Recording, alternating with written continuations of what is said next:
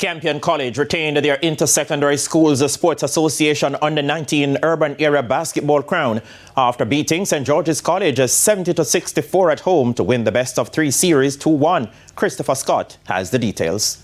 After leveling the series at 1 game apiece at St. George's College, defending champions Campion College returned to their home court brimming with confidence, determined to complete the comeback.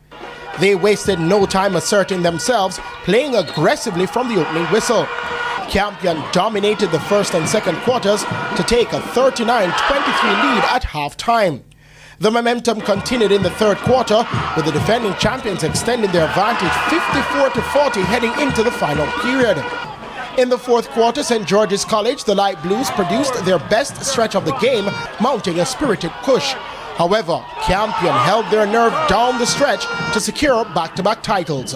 Head coach Ryan Martel described the victory as a special one for the team.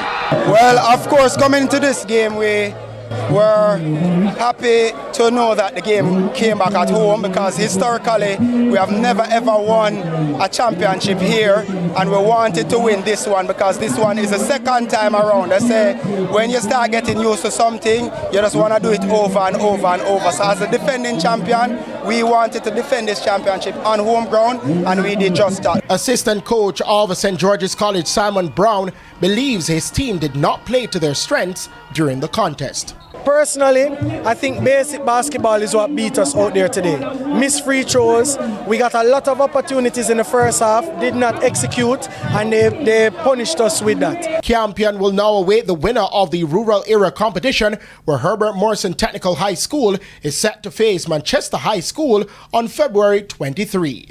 Christopher Scott, TVJ Sports.